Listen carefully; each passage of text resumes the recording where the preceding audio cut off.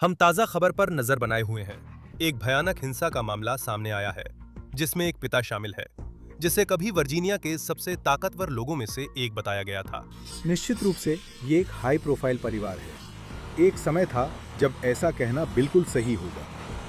Justin Fairfax जब वे lieutenant governor बने उससे पहले लेफ्टिनेंट गवर्नर के रूप में सेवा करते हुए और यहाँ तक कि उसके बाद भी राजनीतिक रूप से एक उभरते हुए सितारे थे। सिर्फ उत्तरी वर्जीनिया में ही नहीं बल्कि पूरे वर्जीनिया में। जस्टिन फेयरफैक्स वर्जीनिया के पूर्व लेफ्टिनेंट गवर्नर, पति और पिता थे, और अब वे व उनकी पत्नी दोनों नहीं रहे। मेरी शुरुआती जानकारी के अनुसार पूर्व लेफ्टिनेंट गवर्नर फेयरफैक्स ने हाल ही में एक आगामी अदालत की कार्रवाई से जुड़े कुछ कागजात दिए थे। हम लॉ एंड क्राइम के शो ऑन द केस में हैं। मैं क्रिस स्टीवर्ट हूं।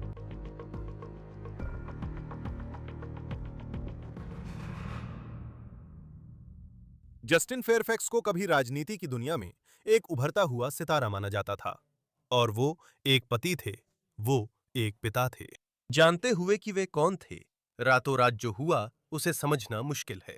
और मैं आपको पहले ही चेतावनी देता हूं कि जैसे जैसे हम आगे बढ़ेंगे, इसमें कुछ कठिन विवरण हैं, कुछ कठिन ऑडियो क्लिप्स हैं जिन्हें आप सुनने वाले हैं। कॉलर कह रहा है कि उसके पापा ने शायद मम्मी को चाकू मारा है, वो जमीन पे खून में पड़ी हैं और उनकी शर्ट पकड़े हैं। 1 मिनट पहले वो बहुत डरा था। मुझे नहीं पता उसके पापा कहाँ हैं। ये वही कॉल है जो डिस्पैचर्स ने फेयरफैक्स वर्जीनिया में, जो वॉशिंगटन डीसी के ठीक बाहर है, कानून प्रवर्तन को भेजी थी। जब आधी रात के बाद 911 कॉल आई और अधिकारी ग्विन वियर ड्राइव पर एक घर पहुंचे। ऐसा लगता है कि हत्या बेसमेंट में हुई थी। मुझे बताया गया है कि ये घर का एक अधूरा लेकिन कुछ हद तक तैयार बेसमेंट था। शुरुआती 911 कॉल में इसे चाकू मारने की घटना बताया गया, लेकिन अधिकारियों ने बताया कि इसमें बंदूक का इस्तेमाल हुआ था। डिस्पैच कॉल में पुलिस ने बेसमेंट में सेरेना फेयरफैक्स को मृत पाया, जो जस्टिन फेयरफैक्स की 2006 से पत्नी और उनके बच्चों की मां थीं। तब यह स्पष्ट नहीं था कि पूर्व लेफ्टिनेंट गवर्नर जस्टिन फेयरफैक्स कहां थे। मैंने अभी तक घर की पूरी तलाशी नहीं दी, लेकिन उनका बेटा मेरे साथ नीचे है। अगर आप टॉम को जानते हैं तो उसे चेक करना चाहिए। पति की कार अब भी ड्राइववे में है। अब पुलिस ने फेयरफैक्स के घर के पास पूर्व राजनेता की तलाश में तलाशी ली है। यह स्पष्ट नहीं है कि जब उन्होंने उसकी पत्नी को बेसमेंट में मृत पाया था, तब उन्हें पता था कि वो कौन है या नहीं। ये एक 45 वर्षीय व्यक्ति होगा जो बेहोश है और सांस नहीं ले रहा है।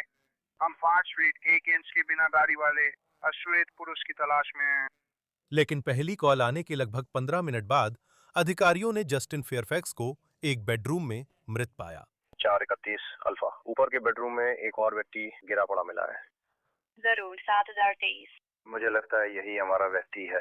उसके पास बंदूक है। उसने सिर में खुद को गोली मारी। जस्टिन ने अपनी पत्नी को गोली मारकर हत्या कर दी। वो कथित तौर पर घर में ऊपर की मंजिल पर मुख्य बेडरूम में जाता है और फिर खुद को गोली मारकर अपनी जान ले लेता है। पुलिस के अनुसार पूर्व लेफ्टिनेंट गवर्नर ने अपनी पत्नी डॉक्टर सेरेना फेयरफैक्स, जो दंत चिकित्सक थीं, की हत्या की।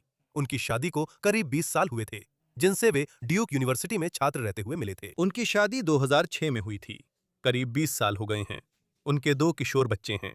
बेटे ने ही 911 पर कॉल किया था। अब ऐसी किसी भी कहानी का कोई मतलब नहीं बनता, चाहे इसमें कोई भी शामिल हो। लेकिन पुलिस का कहना है कि फेयरफैक्स दंपत्ति तलाक की प्रक्रिया से गुजर रहे थे और ये मामला काफी उलझा हुआ लग रहा था।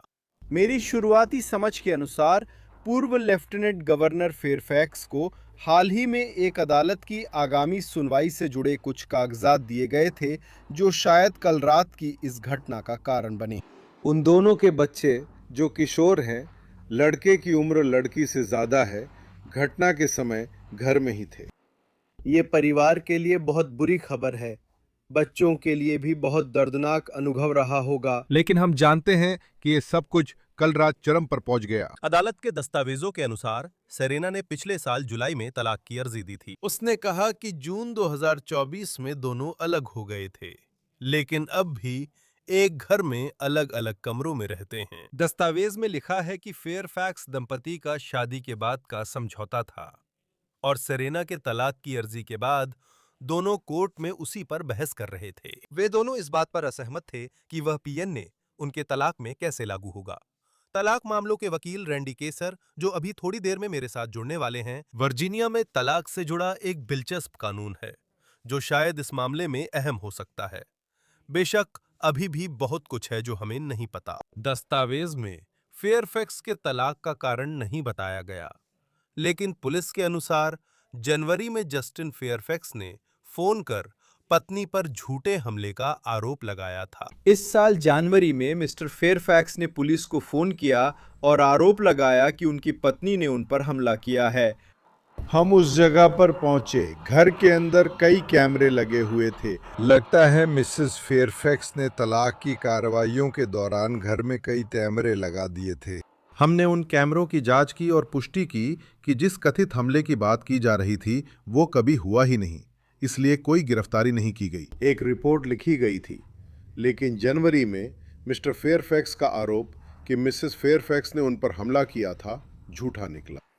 पुलिस का कहना है कि उस स्थिति में फेयरफैक्स पर झूठी रिपोर्ट दर्ज करने का कोई आरोप नहीं लगाया गया। पुलिस का कहना है कि फेयरफैक्स के घर के अंदर कैमरे लगे थे, जिन्हें सेरेना ने तलाक की कार्यवाही के दौरान लगाया था, और पुलिस का कहना है कि उन कैमरों को इस मामले में सबूत के तौर पर इस्तेमाल किया जाएगा, क्योंकि उनका कहना है कि जब कल रात गोलियां चली थीं, तब वे कैमरे चालू थे। मुझे पता है वे अलग हो चुके थे, लेकिन साथ रह रहे थे। मुझे पता है कि तलाक की प्रक्रिया चल रही है और कोर्ट में पेशियां तय हैं और बहुत जल्द होने वाली हैं। मुझे पता है कि हाल ही में उन्हें कुछ कागजात दिए गए थे। जाहिर है उन कागजातों में बताया गया था कि उन्हें अगली बार कोर्ट में कब पेश होना है। शायद वही एक चिंगारी थी। आप जानते हैं जासूस पता लगा लेंगे कि आखिर क्या वजह थी जो इस त्रासदी तक ले आई।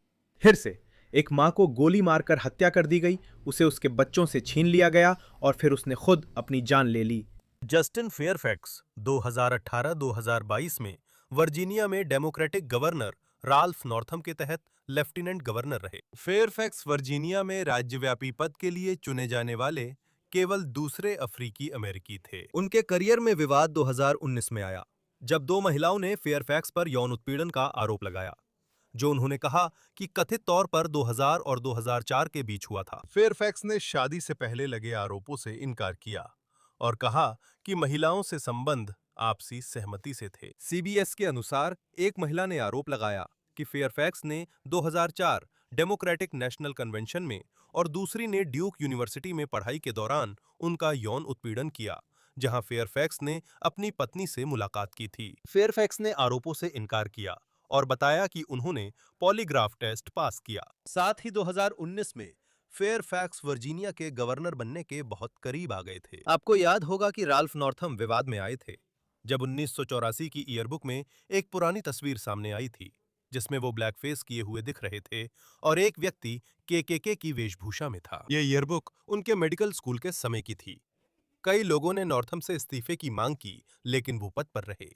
इस्तीफा देने पर फेयरफैक्स को वो शीर्ष पद मिल जाता। फेयरफैक्स ने 2021 में गवर्नर का चुनाव लड़ा, लेकिन डेमोक्रेटिक प्राइमरी में चौथे रहे और फिर पद छोड़ दिया। पुलिस के अनुसार निजी जीवन में आने के बाद फेयरफैक्स ने वकालत शुरू की और 2024 में उनकी अंतिम फेसबुक पोस्ट में से एक में उन्होंने उल्लेख किया कि उन्होंने वर्जीनिया बीच के एक नगरपालिका भवन में 2019 में हुई सामूहिक गोलीबारी में मारे गए पीड़ितों के 12 परिवारों में से 7 का प्रतिनिधित्व किया था। यह अमेरिका की सबसे घातक कार्यस्थल गोलीबारी में से एक है। जस्टिन ने प्रभावित लोगों के लिए और मानसिक स्वास्थ्य सेवाएं उपलब्ध कराने की बात कही थी। उनके तलाक से जुड़े दस्तावेज बताते हैं कि उनकी पत्नी ने तलाक की कार्रवाई के लिए एक लॉ फर्म नियुक्त की थी। फेयरफैक्स खुद अपनी पैरवी कर रहे थे। अब हमारे साथ जुड़ रहे हैं। इस बहुत ही कठिन कहानी के केंद्र में क्या हो सकता है, इसके कुछ विवरणों को समझाने के लिए पारिवारिक कानून के वकील रैंडी केस्लर। आज अपना समय देने के लिए धन्यवाद। आप जानते हैं, मैंने इस दस्तावेज को पढ़ा और कम से कम इतना तो लगता है कि फेयरफैक्स दंपत्ति के बीच यह एक बहुत ही उलझा हुआ तलाक था जो चल रहा था। जब आपने इसे पढ़ा तो आपने क्या देखा? देखिए, मैंने पूरी फाइल नहीं देखी है, लेकिन जो मैंने पढ़ा उससे लगता है कि यह एक जटिल तलाक था और इसमें जो जटिलता थी वह आंशिक रूप से इसमें शामिल कानूनों की वजह से थी, है ना? वर्जीनिया में ऐसा लगता है कि आपको 1 साल तक अलग रहना पड़ता है। बहुत सारे राज्यों में ऐसे नियम हैं जो कहते हैं हमें यकीन नहीं है कि आप वाकई तलाक चाहते हैं, हम यह सुनिश्चित करना चाहते हैं कि आप सच में तलाक चाहते हैं। आपको 1 साल अलग रहना होगा, तभी तलाक मिलेगा। शायद इसका मकसद अच्छा था, जैसे ज्यादातर कानूनों का होता है। मैं अभी वॉशिंगटन में ABA फैमिली लॉ सेक्शन की मीटिंग में हूं, जहां हम अलग अलग राज्यों के कानूनों की चर्चा और तुलना करते हैं। कई लोग मानते हैं कि जब लोगों को जबरन साथ रखा जाता है कि वे शादीशुदा रहें, तो आखिर में ऐसा ही होता है ना? हम बड़े हो चुके हैं। अगर मैं और मेरी पत्नी ने 4 साल कोशिश की और बात नहीं बनी, तो राज्य क्यों कहता है कि 1 साल अलग रहना जरूरी है? वे हमें अनिश्चितता में क्यों रखते हैं? मुझे नहीं पता कि वह अचानक आपा क्यों खो बैठा। मुझे तलाक और हत्या का कारण नहीं पता। लेकिन आप जानते हैं, लोगों को एक बुरी स्थिति में सिर्फ इस उम्मीद में रखना कि शायद वे शादीशुदा रहेंगे, क्योंकि शादी एक अच्छी चीज है जो आम तौर पर होती भी है, कभी कभी उल्टा पड़ जाता है, और यह शायद उन दुखद मौकों में से एक है। और पुलिस के अनुसार सेरेना फेयरफैक्स ने जस्टिन फेयरफैक्स को अभी-अभी कागजात सौंपे थे और पुलिस का मानना है कि शायद इसी वजह से, आप जानते हैं, वो चिंगारी भड़की जिसने इस भयानक हिंसा की घटना को जन्म दिया। जब मैं देखता हूं कि वे दोनों एक ही घर में रह रहे हैं और दस्तावेज में लिखा है, तो लगता है उन्होंने 2024 में ही तलाक चाहा था। और तो आप जानते हैं, उनके अलग-अलग बेडरूम थे, लेकिन वे एक ही घर में रह रहे थे। और जो कुछ हम जान रहे हैं, उससे तो यही लगता है कि उनका रिश्ता बहुत ही तनावपूर्ण था। कम से कम इतना तो कहा ही जा सकता है। जैसे, ये कैसे हो सकता है कि लोग एक ही छत के नीचे रह सकते हैं, लेकिन फिर भी उनके बीच ये कानूनी कार्यवाही चल रही हो? हाँ, ये सुनने में अजीब लगता है। और देखिए, मैं खुशकिस्मत हूं कि हमारे पास एक अच्छी, अगर आप कहें तो तलाक की प्रैक्टिस है, जहां हमारे ज्यादातर क्लाइंट्स दूसरी जगह रहने का खर्च उठा सकते हैं। अधिकतर लोग खर्च नहीं उठा सकते। ये लोग शायद खर्च उठा सकते थे। मुझे नहीं पता कि वे उठा सकते थे या नहीं, लेकिन ये असामान्य नहीं है। असल में ये बहुत आम है कि आप तलाक के लिए अर्जी देते हैं और घर नहीं छोड़ते, क्योंकि कोई भी उस घर को छोड़ना नहीं चाहता जहां बच्चे हैं, है ना? मैं घर छोड़ने की सोच रहा हूँ, लेकिन बच्चों को छोड़ना पड़ेगा। आमतौर पर यह सब तय करना पड़ता है कि बच्चों की देखभाल की व्यवस्था कैसी होगी। घर छोड़ना और ये न जानना कि बच्चों या चीजों तक पहुंच मिलेगी या नहीं, डरावना है। इसलिए कई लोग केस शुरू करते हैं। आप जानते हैं, जब हम अपने तलाक के केस शुरू करते हैं, तो अक्सर हमारी सलाह होती है कि आप घर से बाहर रहें। हम चाहते हैं कि क्लाइंट अपने जीवन साथी से दूर रहें, क्योंकि वही सबसे खतरनाक मोड़ होता है। जब किसी को तलाक के कागजात मिलते हैं, तो ये एक बयान होता है कि जिस इंसान से आप प्यार करते हैं, जिसकी परवाह करते हैं और जिसके साथ पूरी जिंदगी बिताने का फैसला किया था, उसने आपको ठुकरा दिया है। हम इसे जितना शांत और साधारण तरीके से समझा सकते हैं, ये एक आसान तलाक होगा, बिना किसी बुरी भावना के। ये हमारे क्लाइंट के लिए उपयुक्त नहीं है। मैं अब तुमसे शादीशुदा नहीं रहना चाहता, ये कहना अपमानजनक थप्पड़ जैसा है। कभी कभी लोग तीखी प्रतिक्रिया देते हैं। अधिकांश लोगों के लिए ये भावनात्मक रूप से बेहद भयानक स्थिति होती है। अक्सर दो लोग एक साथ इस स्थिति में आते हैं। प्रक्रिया सरल पर कभी आसान नहीं होती। यही मैं क्लाइंट्स के लिए प्रार्थना करता हूँ। मैं चाहता हूँ कि क्लाइंट्स कहें, हमने सहमति से अलग होने का फैसला किया है, बस संपत्ति और बच्चों की देखभाल तय करनी है। ऐसा क्लाइंट मिलना मेरा सपना है, पर ऐसे लोग बहुत कम होते हैं और हमें तब तक इंतजार करना पड़ता है जब तक दोनों यह स्वीकार नहीं कर लेते कि तलाक होने वाला है। इस तलाक के दस्तावेज में वे पीएनए यानी विवाह पूर्व समझौते की बात कर रहे हैं। मेरा मानना है कि यह उनका विवाह पूर्व समझौता था। असल में क्रिस्ट, मुझे लगता है इसे विवाहोत्तर समझौता कहा गया था, क्योंकि वे पहले से ही शादीशुदा थे। सही है, यह समझ में आता है। ठीक है, वो क्या है? तो वो कैसे हुआ, मतलब कानूनी शब्दों में हम इस बारे में बात कर रहे थे कि उस वेटिंग पीरियड के बारे में, जहां पीएनए में लिखा था कि वो घर में उसका हिस्सा खरीद लेगा और कुछ बातें होम लोन की किस्तें से जुड़ी थीं, और फिर वो इसका विरोध कर रहा था। और फिर जाहिर तौर पर जनवरी में उसने असल में उस हिस्से को जीत लिया, ऐसा लग रहा था। क्या आप एक ऐसे इंसान के तौर पर जो ये दस्तावेज हमेशा देखते हैं, क्योंकि मैं तो बिल्कुल नहीं देखता, तो मैं असल में वहां क्या पढ़ रहा हूं? कानूनी और बौद्धिक रूप से यह बहुत दिलचस्प था। हम जानते हैं कि प्री मैरिटल या प्री नेप्चुअल एग्रीमेंट शादी से पहले पैसों के बंटवारे का फैसला होता है। बच्चों को पहले नहीं बांटा जा सकता, क्योंकि हालात बदलते हैं। जो आज अच्छा अभिभावक है, जरूरी नहीं कि वो कल भी वैसा ही हो। लेकिन पैसे बांटने का तरीका पहले तय किया जा सकता है। पोस्ट नप्चुअल एग्रीमेंट इसी के लिए है। ये बस शादी के बाद साइन किया जाता है। शादी के बाद तो आप शादी के अगले दिन भी पोस्ट नैप्चुअल एग्रीमेंट साइन कर सकते हैं, शादी के 10 साल बाद भी, और ये तय करता है कि संपत्ति कैसे बांटी जाएगी। इस मामले में जो बात मुझे बौद्धिक रूप से दिलचस्प लगती है, वो ये है कि वर्जीनिया में जज तलाक देने से पहले आपको एक निश्चित समय के लिए अलग रहना पड़ता है। और जज ने पाया कि क्योंकि उन्होंने एक पोस्ट नप्चुअल एग्रीमेंट पर बातचीत की थी, जिसमें लिखा था कि हम ये साइन कर रहे हैं क्योंकि हम अपनी शादी को चलाने की कोशिश करेंगे, लेकिन अगर हमारी शादी नहीं चलती है तो हम संपत्ति को ऐसे बांटेंगे। इसलिए वे वैध अलगाव की अवधि में नहीं थे। उन्होंने पोस्ट नेप्चुअल एग्रीमेंट उलट दिया और कहा आप तलाक नहीं ले सकते क्योंकि आपने फिर कोशिश करने की इच्छा दिखाई। ये दिलचस्प था। मुझे नहीं लगता मैंने ऐसा पहले देखा है, खासकर क्योंकि जॉर्जिया में वेटिंग पीरियड नहीं है। तलाक चाहिए तो आप बात तय कर लेते हैं और तलाक ले लेते हैं। खैर, क्योंकि मुझे इसका कानूनी हिस्सा भी पसंद है, उसमें वो बौद्धिक बहस होती है। लेकिन फिर ऐसा होता है जैसे आज पुलिस ने कहा कि ऐसी कोई कॉल आई थी जनवरी में, जो कि वही समय था। उसी महीने कोर्ट ने उस खास मुद्दे पर फैसला लिया था। जस्टिन फेयरफैक्स ने सेरेना फेयरफैक्स पर हमला करने का आरोप लगाया, लेकिन उसने घर में कैमरे लगाए थे, जिससे पुलिस जांच में पता चला कि कोई हमला नहीं हुआ। उनका कहना है कि यह साबित करने के लिए कि किसी ने झूठी पुलिस रिपोर्ट दर्ज की है या कुछ ऐसा किया है, मानक काफी ऊंचा है, इसलिए उस पर कोई आरोप नहीं लगा। लेकिन बात यह है कि फिर अदालत प्रणाली इसे कैसे देखती है और कहती है, हाँ, हमारे पास ये प्रतीक्षा अवधि है जिसे हमें किसी तरह समझना है। लेकिन साथ ही जब इस तरह की चीजें सामने आती हैं, तो कम से कम बाहर से देखने पर यह एक खतरनाक स्थिति लगती है, और फिर भी उन्हें इसमें रहने की अनुमति दी जाती है। आप कहीं भी रह सकते हैं, लेकिन वे एक ही घर में रह सकते हैं। इसमें कुछ चेतावनी संकेत दिख रहे हैं कि मामला कैसे चल रहा था। हाँ, और जो लोग ये शो देख रहे हैं, अगर वे विधायक बनने वाले हैं या कानूनों पर वोट करेंगे, तो मैं उनसे बात करना चाहूंगा कि सभी विधायक मानते हैं कि लोगों को तलाक लेने से पहले 1 साल अलग रहने तक इंतजार करवाना फायदेमंद है। इस स्थिति में वे साथ थे, शायद वह बाहर रहने का खर्च नहीं उठा सकती थी। उसने ऐसा नहीं किया। आप जानते हैं, जब आप जल्दी तलाक ले सकते हैं, जल्दी तलाक मिलता है, तो आपको पता होता है कि बाहर जाकर रहने के लिए आपके पास कितना पैसा होगा। आपको पता होता है कि बच्चों के साथ आपका समय कैसा रहेगा। हाँ, यह जाहिर तौर पर एक तनावपूर्ण स्थिति थी। जो लोग जीवन साथी के खिलाफ केस करते हैं, उन्हें डर रहता है कि मामला बढ़ सकता है और कोई अचानक आपा खो सकता है। सिर्फ ये बात कि आप जानते हैं, यहाँ एक सार्वजनिक व्यक्ति है, कोई भी इस तरह के व्यवहार से अछूता नहीं है। और आप जानते हैं, हाँ, कुछ संकेत होने चाहिए थे, लेकिन क्रिस्ट, हम सिर्फ एक मामले के लिए कानून नहीं बदल सकते। इस मामले में जो कानून है वही सभी मामलों में लागू होता है। आपको साथ रहना होता है। आपको तलाक देने से पहले 1 साल तक अलग रहना जरूरी है। कौन?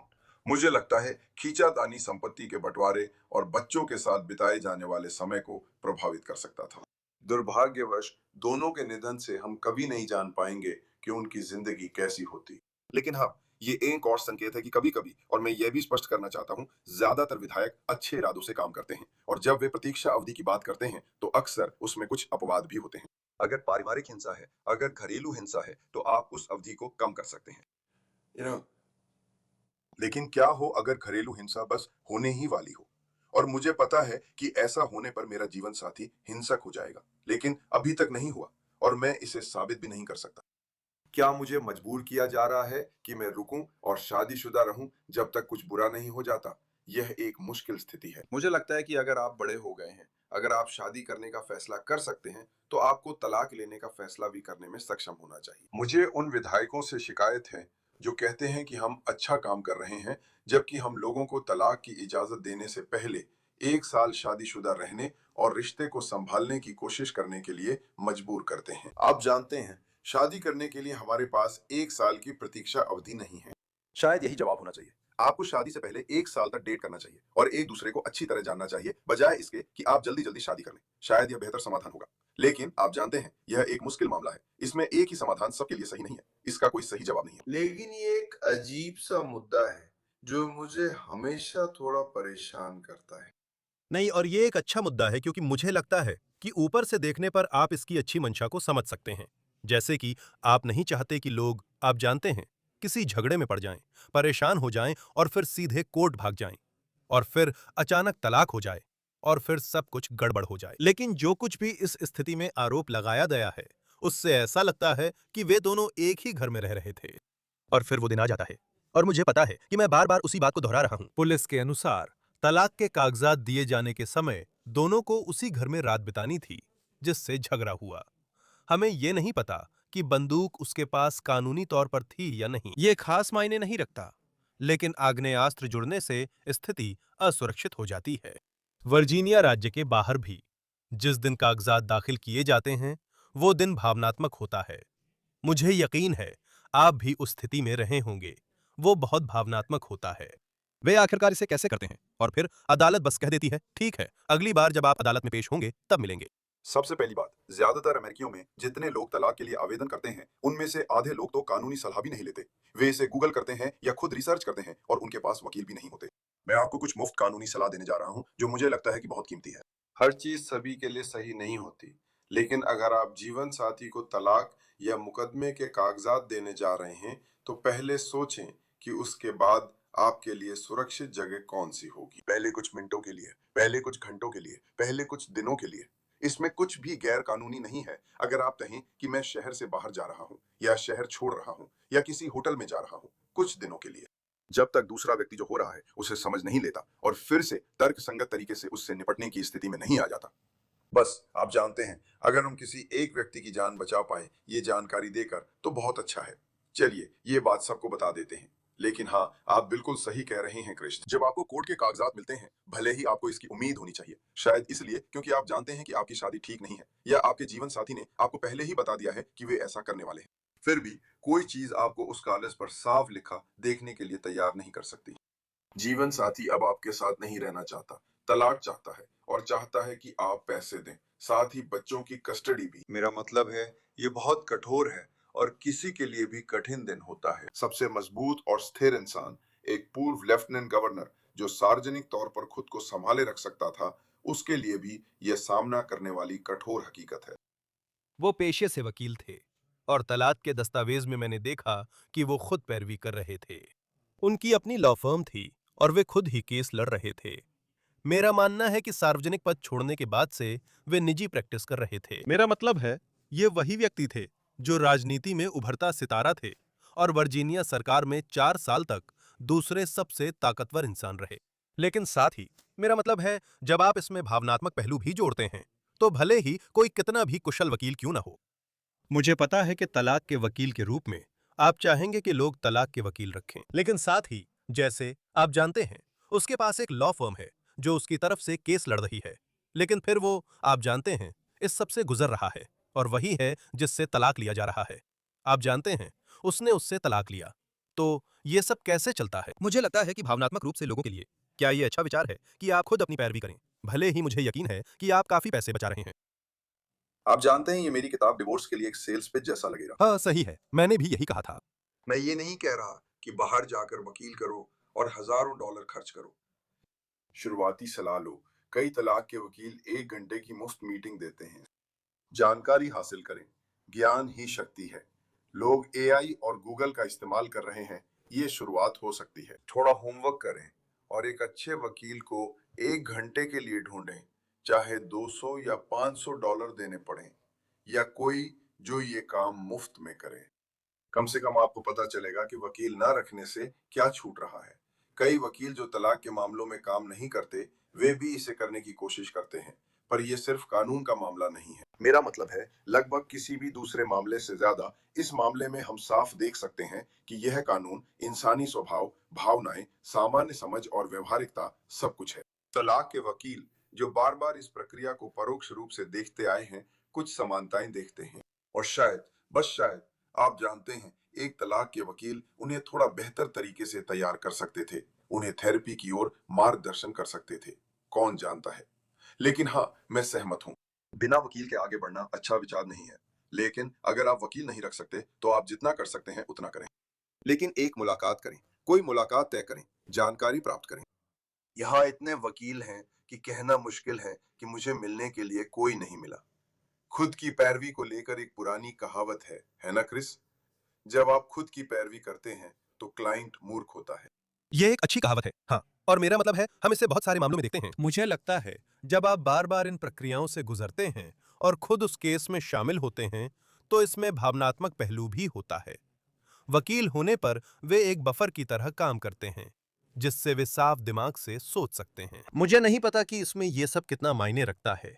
मेरा मतलब है आज की ये कहानी वाकई भयानक है, सिर्फ इसी के लिए। आप परिवार के बारे में भी सोचते हैं, बच्चों के बारे में। यार ये बहुत मुश्किल है। आप सही हैं, वकील होना एक तरह का चेक्स एंड बैलेंस है। इसी वजह से हमारी तलाक मामलों की कानूनी फर्म में 20 वकील हैं, ताकि अगर मुझे तुरंत प्रतिक्रिया देनी हो तो मैं कह सकूं, हाँ ये बहुत बुरा है। मैं रुकता हूं, एक सांस लेता हूं, अपने सहयोगी से बात करता हूं और पूछता हूं मुझे किस तरह की सलाह देनी चाहिए। आप जानते हैं, अगर आप ये सब खुद कर रहे हैं तो आपके पास सलाह मशविरा करने के लिए कोई नहीं होता। अगर परिवार का सदस्य हो, माता पिता यही कहेंगे, अपना ध्यान रखो। आपको कोई निष्पक्ष व्यक्ति चाहिए जो कह सके रुक जाओ। 5 साल बाद आप पीछे मुड़कर देखेंगे और सोचेंगे, क्या मैंने इसे सही तरीके से संभाला था? इसलिए आत्ममंथन के लिए थोड़ा समय देना चाहिए। और अगर आप वकील नहीं रख सकते तो उस व्यक्ति के पास जाएं जिस पर आप सबसे ज्यादा भरोसा करते हैं, जो सबसे धैर्यवान है। मतलब कोई गुस्सैल नहीं, बल्कि कोई ऐसा जो धैर्यवान हो। आपके पादरी, रब्बी या इमाम जो भी हो, आपको थोड़ा ठहरने का मौका दे ताकि आप समझ सकें कि लंबे समय में क्या सबसे अच्छा है। यह मुश्किल स्थिति है और आप जानते हैं यह एक मुश्किल बात है। संसाधन उपलब्ध हैं, उन संसाधनों का उपयोग करें। हाँ, ये वाकई बहुत सही बात है, खासकर जब लोग तलाक के मुद्दे पर ध्यान दे रहे हैं। वॉशिंगटन डीसी के बाहर की घटना के कारण रैंडी केसलर, पारिवारिक कानून के वकील। आपको लॉ एंड क्राइम पर देखकर अच्छा लगा, आप संदर्भ लाते हैं। मुझे बुलाने के लिए धन्यवाद क्रिश। ये था on the case, law and crime द्वारा प्रस्तुत। यूट्यूब, स्पॉटिफाई पर सब्सक्राइब करें और पीकॉक पर देखें। मैं क्रिस स्टुअर्ट हूं, फिर मिलेंगे।